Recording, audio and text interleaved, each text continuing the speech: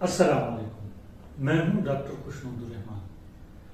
आज हम chapter 5 virus a non cellular life और HIV ह्यूमन इम्यूनोडिफिशियंसी वायरस का स्ट्रक्चर पढ़ेंगे।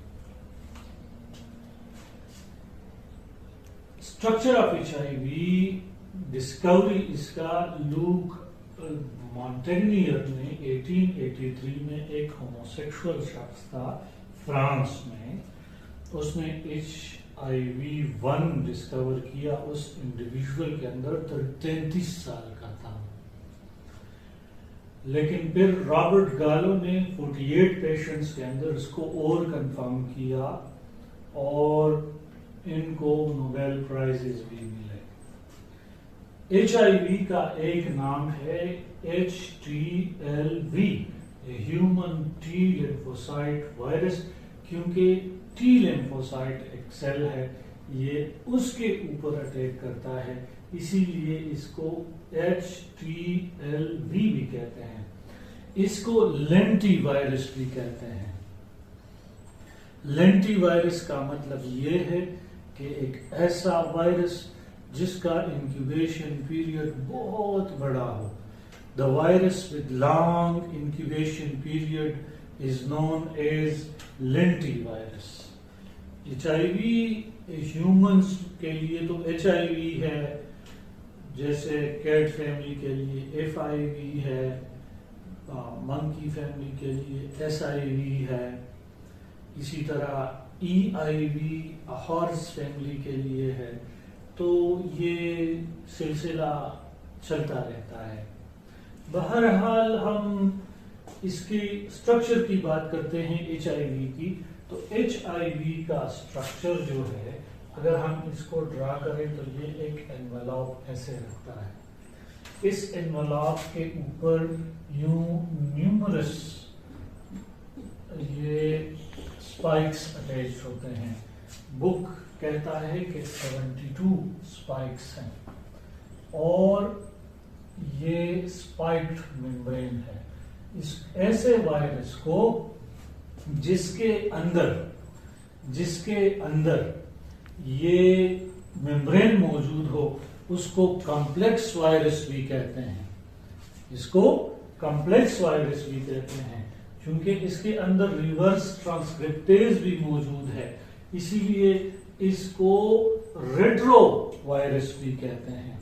रेट्रो वायरस, रेट्रो लफ्ज का मतलब है कि उल्टे कदमों वापस जाना, क्योंकि ये RNA से रेट्रो ट्रांसपोसॉन्स एक अमल, उसके जरिए से RNA से वापस कॉम्प्लीमेंट्री DNA बनाता है, इसीलिए इसको रेट्रो वायरस कहते हैं। ये एक प्रोसेस है जिसको रिवर्स ट्रांसक्रिप्शन कहते हैं। रिवर्स ट्रांसक्रिप्शन में RNA से वापस कॉम्प्लीमेंट्री DNA बनता है, वो जाकर इंटीग्रेट होता है और वायरस की एक्सप्रेशन करता है। तो HTLV, lenti virus, retro virus, ये 120 नैनोमीटर का या 100 का हम कह सकते हैं कि ये इतने नैनोमीटर का इसका डायमीटर है। इसके स्ट्रक्चर में देखें तो एक एनवलप है, वो एनवलप स्पाइक्स रखता है और एनवलप खुद ये T सेल्स के ऊपर जब स्पाइक्स पहनता है तो उधर से ये लेता है। इसका एनवलप का ये T सेल से लिया गया है और ये वायरल जीनोम से बनता है, पॉलीप्रोटीन से, फिर प्रोटीएज इसको काटता है। तो एनवलप मेम्ब्रेन है जिसको लिपोप्रोटीनेशियस मेम्ब्रेन कहते हैं और इनके अंदर 72 स्पाइक्स होते हैं। इन 72 स्पाइक्स में जो हेड होता है उसको GP120 कहा जाता है। 120 ये 120 किलो डाल्टन जॉन डाल्टन के नाम के ऊपर बेस्ड है। 1 dalton is equal to the weight of hydrogen. तो ये 120,000 हाइड्रोजन के वेट्स के बराबर है, इसीलिए इसको ग्लाइकोप्रोटीन 120 कहा जाता है। और इसमें एक ये स्टॉक है, तो ये स्टॉक GP41 कहलाता है। लाजमी बात है फिर अब ये 44,100 या 41,000 डाल्टन्स के बराबर है। अच्छा, अब ये स्पाइक्स के दो पार्ट्स हमने पढ़े कि एक इसका हेड जो है हेड GP120 है और इसका स्टॉक जो है ये GP41 है। अब हेड इनवेलॉप के अंदर की तरफ, इसके अंदर की तरफ इधर मैट्रिक्स के लेयर्स मौजूद हैं।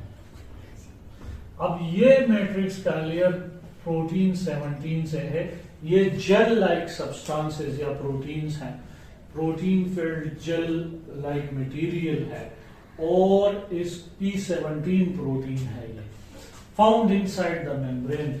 इसको मैट्रिक्स कहा जाता है। ये चीज मैट्रिक्स कहलाती है। अब मैट्रिक्स के अंदर एक पूरा कोन शेप या बुलेट शेप एक कैप्सिड मौजूद होता है।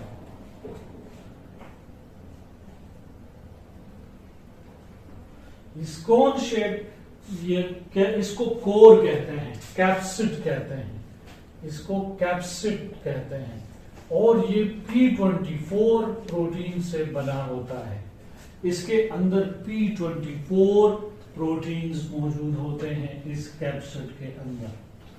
कैप्सिड को हम मजीद दो हिस्सों में इसकी समझने के लिए डिवाइड कर सकते हैं। एक इसके अंदर जीनोम होता है और दूसरे इसके अंदर एंजाइम्स होते हैं।